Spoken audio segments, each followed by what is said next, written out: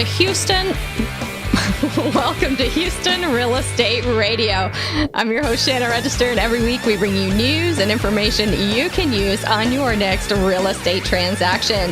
If you've got a real estate question, we have a call-in number for you. It's 281-882-8088, and we'll be happy to answer your real estate questions right here on the air. That number again is 281-882-8088, and you may have some questions after this week. Boy, have we got some interesting topics for you. You can also find anything that you hear today on the radio. You can find online on our website at HoustonRealEstateRadio.com. We take videos of all the segments, so you can go back and replay the whole segment and listen to it again. Lots of interesting things to talk about. I've got Paul St. Amand on here on the radio with me, and he is from Champion School of Real Estate. He's the director of the Champion School of Mortgage Lending, and he has got some really interesting information for you. We're going to be talking about real estate fraud, mortgage fraud, some of the scams that are going on out there. You know, Houston is such a hot market right now, and it doesn't matter what market you're in, there's always scams. Always scams, always things going on out there that shouldn't be going on. So we're going to talk about that, right, Paul? Yes. And you know all about it. You've got interesting stories. Well, thank you for having me. So let's talk about there's so much. So there's short sale frauds going on with short sales. There's frauds going on with mortgage. There's real estate in general.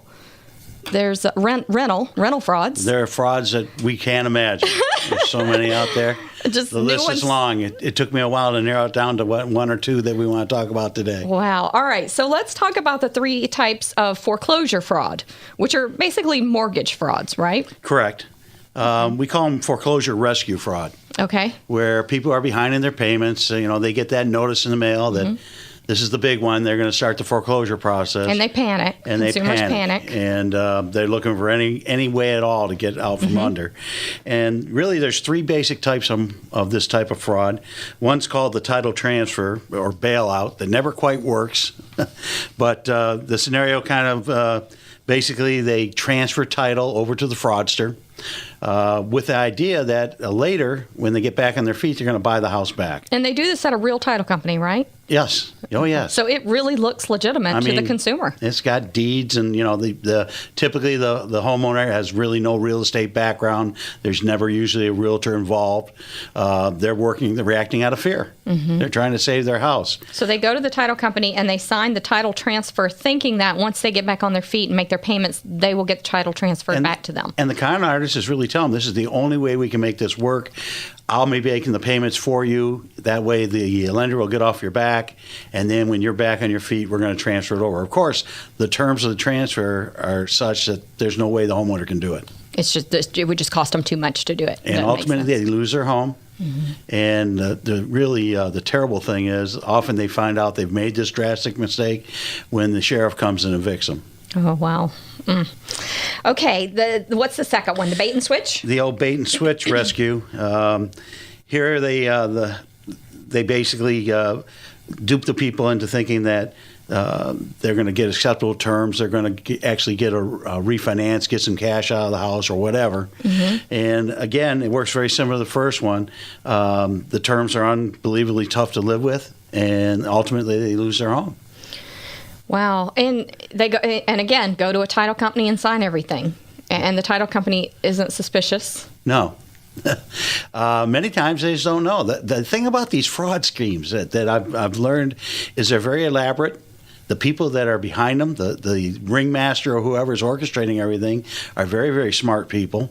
They've got many people involved. In fact, the FBI talks about conspiracy teams that involve many different people, realtors, loan officers from mortgage companies, title companies, appraisers, and one doesn't know what the other one's doing. Yeah, everybody just knows their piece. That's and right. Their piece seems legitimate, real, but when you piece it all together, it becomes an elaborate scam. We closed at a title company. I mean, I saw them put a stamp on it and give me a copy package. It's got to be right? Wow. It very seldom is.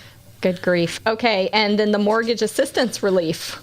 Is that the one we just talked about? Well, this is the one that really gets me. This is the one you just wonder how low people can get. I was in California a couple years back, and I actually saw billboards on the freeways in L.A. advertising these services. Usually, a lot of them run by attorneys. Oh, wow. That if you're behind in your payments, come to our company, our service. We'll intermediate between you and your lender. We'll work out a forbearance plan or a restructuring or modification of your loan. And, of course, this is all for a nominal fee of $3,500. So picture this. The people get the notice in the mail. The foreclosure process started. They're going to lose their home. Their family's going to be out in the streets. They panic. They go to every relative they know some way, somehow. They beg, borrow, and steal the last $3,500 they have in this world. And instead of sending it to the mortgage company. No. They give it to this firm. They give it to this firm. And this firm takes the money and absolutely does nothing. Wow.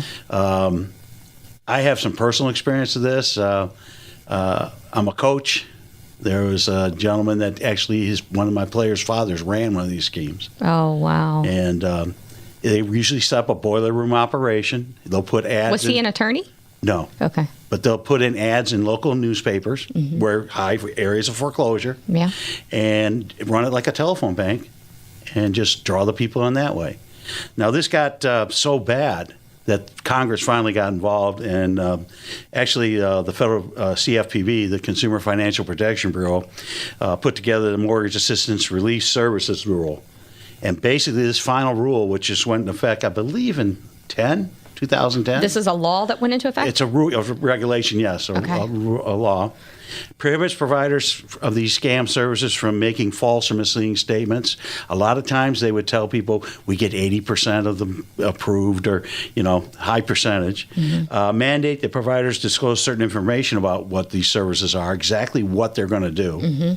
Bar the collection. Here's the big one: advance fees. The whole thing on this is that they collected the money up front. That's against the law now.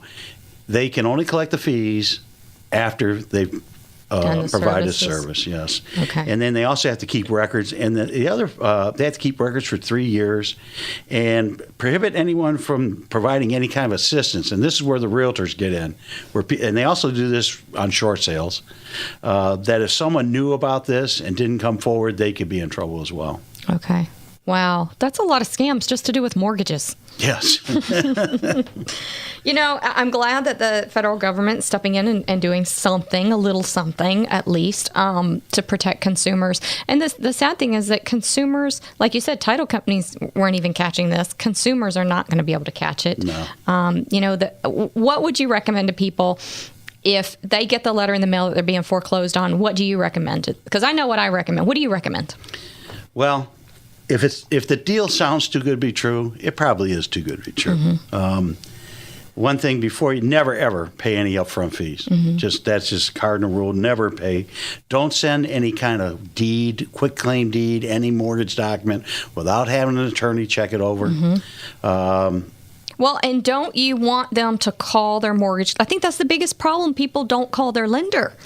They should contact their lender directly. See what can happen there. Yeah. If they're a veteran, contact the VA. People don't realize the VA and FHA HUD have programs to help people that are in these situations. Never, ever sign a document under pressure. Yeah. Under distress. You're panicking.